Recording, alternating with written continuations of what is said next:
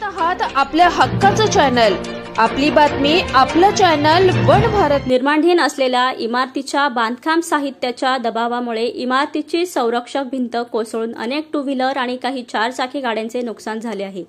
कल्याण पूर्वेच्या काटेमानवली परिसरात हा प्रकार घडला आहे।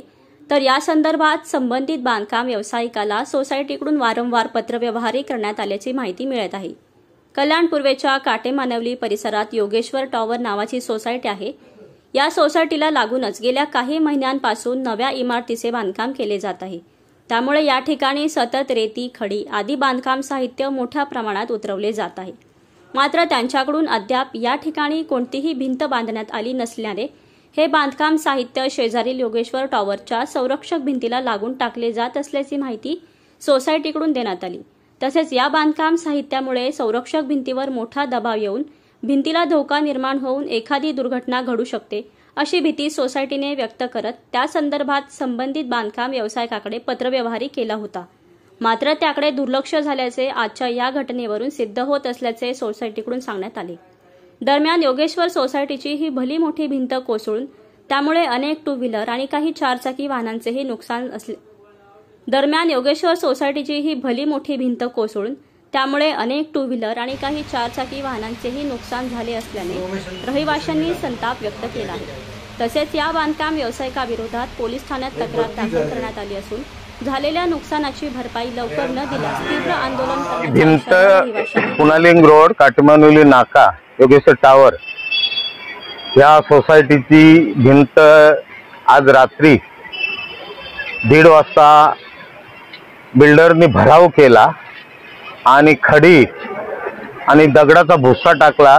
त्याच्या कारणाने त्या भिंतीवर वजन आला आणि ती पडली।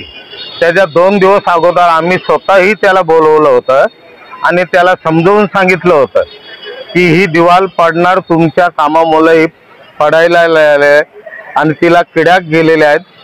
पण त्यांनी सर्व रहिवासी सोसायटीच्या अध्यक्षांना, मीही स्वतः होतो, आम्हाला सांगितलं की हे मी बनवून देणार, पण 2027ला जेव्हा माझं कंप्लीट सर्टिफिकेट येईल तेव्हा मी बनवून देईन, त्याच्या पहिले बनवून देणार नाही।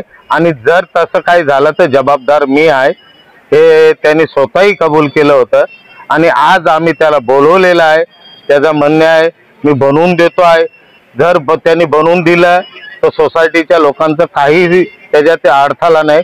त्यांनी त्यांचा खर्च द्यावा आणि जो 12 गाड्या आहेत, 2 4 व्हीलर आहेत आणि RCC बांधकाम करून दिवाल त्यांनी बनवून द्यावा। हो, आताही बोलवलं त्याला, आमदारही होत्या, सुलभाताई गायकवाड ह्या पण होत्या, मी स्वतः होतो, सोसायटीचे चेअरमॅन होते।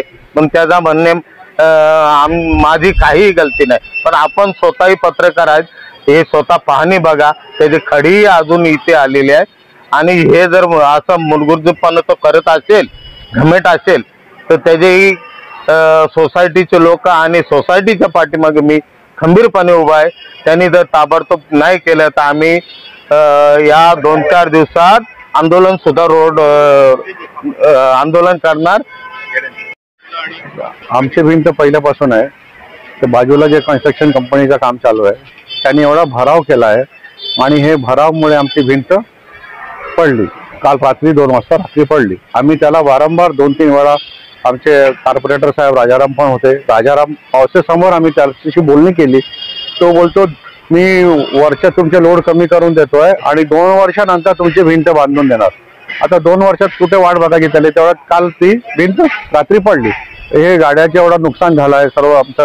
आमचं म्हणणं एवढंच आहे, काही वादविवाद करायचा नाही, फक्त आमची जेवढी भिंत हे पडली आहे तर पूर्ण भिंत RCC बांधून द्या आणि गाड्यांच्या सर्व भरपाई करून द्या। बाकी काय आपलं काही घेणं देणं, कमीत कमी 12-13 गाड्या आहेत, 2 4 व्हीलर आहेत आणि 12 टू व्हीलर।